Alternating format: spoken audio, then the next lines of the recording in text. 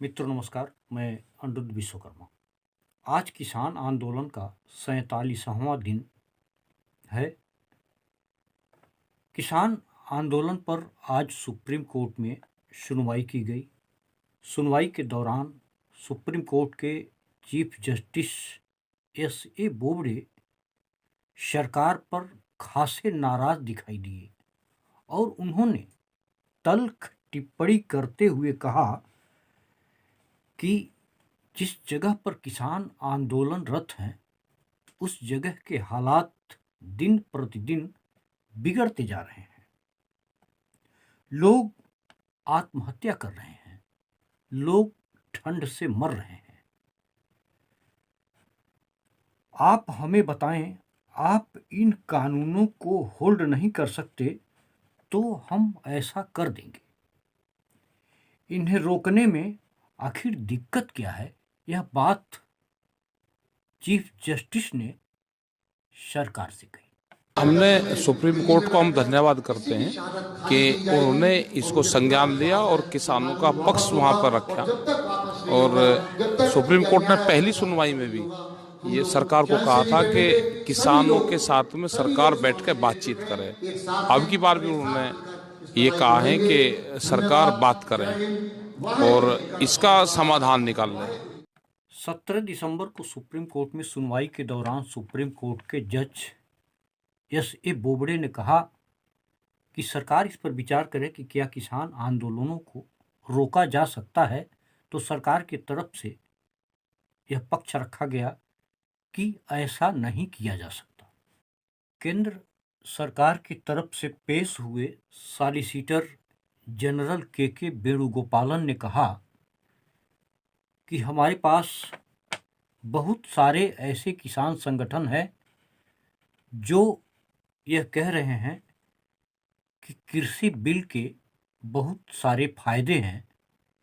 इस बात पर सुप्रीम कोर्ट ने कहा कि उनके पास ऐसे संगठन जो फायदे गिना रहे हैं उनकी किसी भी तरह की कोई याचिका दाखिल नहीं की गई।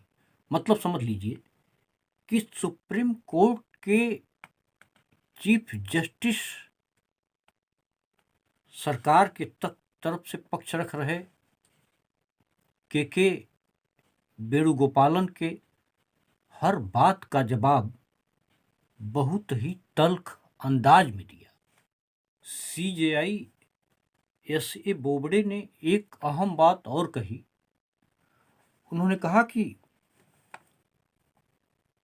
कानून पर रोक लगने के बाद क्या वह धरना स्थल पर जो किसान आंदोलनरत हैं उनकी चिंताओं के बारे में सरकार जानेगी।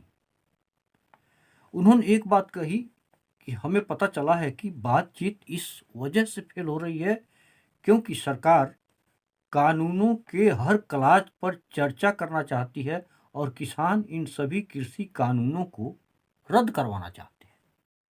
सॉलिसिटर जनरल ने कहा कि सुप्रीम कोर्ट कल आदेश दे, जल्दबाजी न दे। इस पर सीजेआई ने कहा, एक तरह से कह लीजिए फटकार लगाते हुए कहा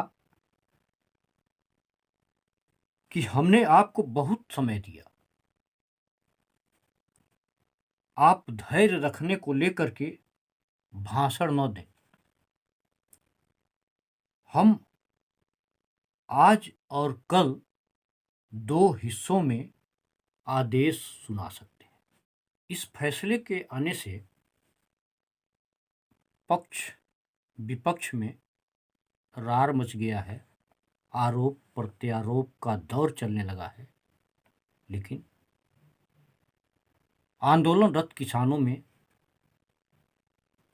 कोई आत्महत्या से मर रहा है तो कोई ठंड लगने के कारण मर रहा है। इसकी चिंता है किसको? सरकार को, सरकार के नुमाइंदों को। जरूर सोचिए। नमस्कार, जय।